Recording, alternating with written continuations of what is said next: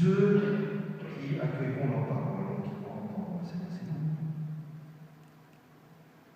La dernière scène, Jésus a prié pour moi, pour vous, explicitement. Et ce qui demande que tous ils soient un. Et comme toi, Père, tu es en moi et moi en toi, qu'ils soient un en nous, eux aussi, pour que le monde croie. C'est quelque chose d'extrêmement fort. Ce n'est pas simplement d'être sympathique les uns les autres. Donc, parfois même on n'y arrive pas, je peux vous dire. Mais c'est une prière, c'est une unité qui est l'unité même, qui est celle de la Trinité. Qu'ils soient un, comme toi et moi nous sommes un, comme je suis en toi, que tu es en moi. Et donc il prie pour que nous, et alors ça englobe aussi le temps et l'histoire. Parce qu'il prie pour ceux qui sont là et ceux qui viendront après aussi. Qu'ils soient un. Et je pense qu'on n'a pas fini de méditer sur la question. Ce que le Seigneur veut nous donner, et le don de l'Esprit Saint est donné pour cela. Donc si nous ne voulons pas de l'unité, c'est l'union avec Dieu et l'union avec nos frères et sœurs. C'est les deux. Donc l'un étant lié à l'autre, c'est cette unité qui est celle même de la Trinité que Dieu veut nous accorder, et Jésus prie pour cela. Si nous, par nos comportements et nos paroles, nos pensées, nos mesquineries habituelles, parce qu'on est assez habitué du fait, nous ne travaillons pas à ça. Nous sommes en contradiction. Même si je suis conscient qu'une telle unité n'est plus qu'un don de Dieu, nous pouvons en tout cas faire en sorte de vouloir accueillir. Et là, il y a un enjeu essentiel. Je crois qu'on en est tous convaincus, je crois, mais en sommes-nous au point de renoncer à nous-mêmes,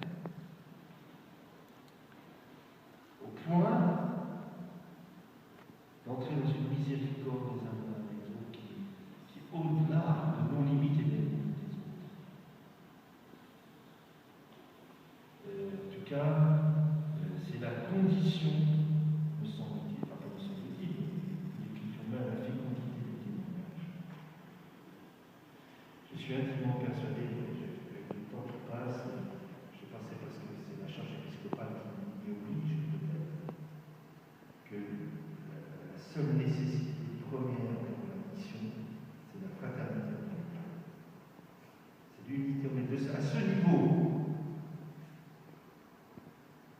c'est la condition. Et je vois partout où les gens tentent de vivre cela en mettant le prix parfois de cela. Il y a une réelle fécondité missionnaire et apostolique. Il y a un lien étroit entre les deux. Alors, puisque le Seigneur nous y invite, puisque nous préparons à vivre la Pentecôte dans quelques jours, supplions l'Esprit Saint qu'il fasse cette œuvre en nous. Nous y travaillons autant que cela nous est possible, chacun de nous. Il est bon parfois de se demander à quoi on est prêt à renoncer pour cela. À quel petit machin pour nous, excusez-moi de parler comme ça, on est prêt à renoncer pour que l'Esprit Saint puisse faire cela.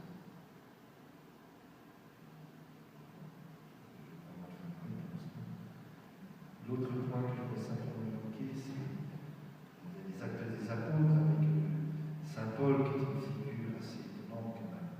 Vous avez vu que la mission ne dispense pas d'être intelligent et astucieux. Vous avez vu ce qu'il a fait? Il a repéré dans la salle, il y avait deux camps. Les Sadducéens et puis il sait très bien, parce qu'il est intelligent, que la question religieuse, c'est la question de la résurrection des morts. Donc en disant je suis là à cause d'une histoire qui touche à la résurrection des morts, il savait qu'il foutait la pagaille de l'Assemblée. Alors ça n'a pas. Donc au fond, parfois, je ne sais pas s'il va trouver la pagaille,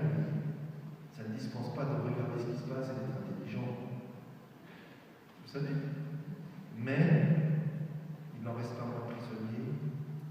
C'est pas pour être libéré, c'est pour que la providence de Dieu le conduise jusqu'à Rome. Et il faut que tu rendes le témoignage que tu as rendu à Jérusalem. Courage. Le témoignage que tu as rendu à Jérusalem, il faut aussi que tu le rendes aussi à Rome. Et quel est son témoignage à ce moment-là? Ce n'est pas celui de la parole, ce n'est pas celui du succès.